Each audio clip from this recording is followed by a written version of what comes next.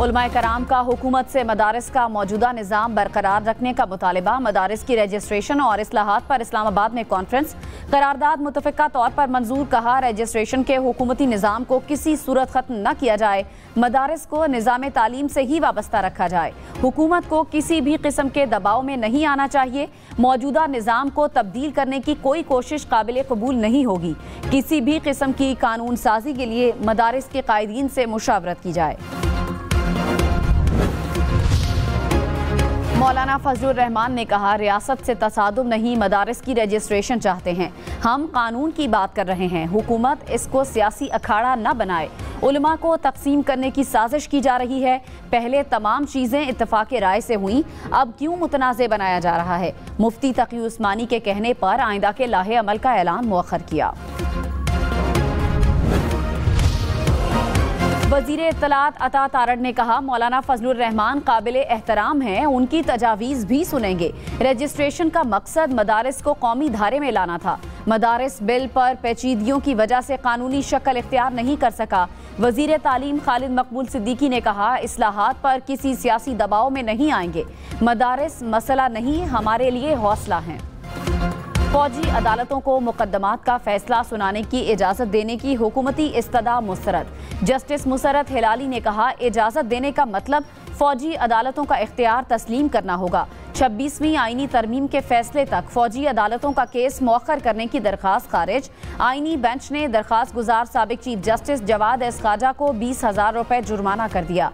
Justice Jamal Mandokhel ने कहा, supreme court आईनी तरमीम के तहत ही काम कर रही है। आईनी तरमीम का केस भी तरमीम के तहत बनने वाले बेंच ही सुनेगा।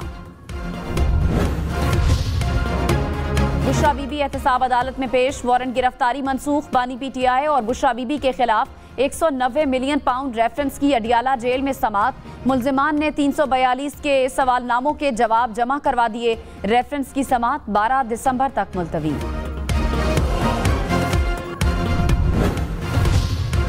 ओपोजिशन लीडर उमर अयूब ने कहा, इंसान हो या फरिश्ते, पीटीआई मुज़ाकरात के लिए तैयार है। पीटीआई ने मुज़ाकरात के लिए कमेटी तश्कील दी। हमारे तमाम मुतालिबात को तस्लीम किया जाए। कौमी हुकूमत मौजूदा बहरान का हल नहीं। पेशावर हाई कोर्ट ने उमर अयूब की 9 जनवरी तक राहदारी जमानत मंजूर कर ली। सीनियर वजीर सिंध शर्जील मेमन ने कहा, बानी पीटीआई गैर मुल्की एजेंडे पर हैं। हदफ पाकिस्तान है।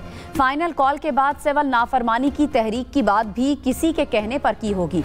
बानी पीटीआई हर वो काम करेंगे जिससे मुल्क को नुकसान हो। मनफी प्रोपेगेंडा करने वाले कामयाब नहीं होंगे। वज़ीर आला अली अमीन गंडापुर ने कहा, बानी पीटीआई को खैबर पख्तूनख्वा मुंतकिल करने की बजाय रिहाई मिलनी चाहिए। पीटीआई पर पाबंदी लगाने की बातें करने वाले अपनी औकात में रहें। सिविल नाफरमानी की तहरीक अभी फाइनल नहीं हुई। बानी पीटीआई से मुलाकात के बाद चीजें फाइनल होंगी।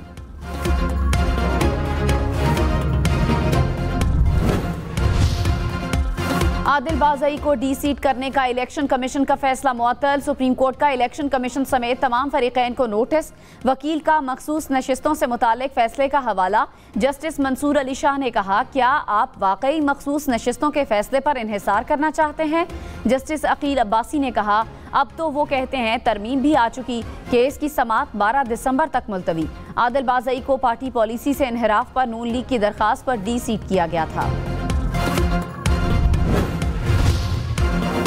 चीफ जस्टिस याहिया अफरीदी की ज़ेर सदारत इस्लाहात पर गवादर में इजलास। बलोचिस्तान में जेल इस्लाहात के लिए सब कमेटी बनाने की मंजूरी। एलामिया के मुताबिक कमेटी मुख्तलिफ जेलों का दौरा करेगी। निज़ाम की बेहतरी के लिए जामे मंसूबा तजवीज़ करेगी।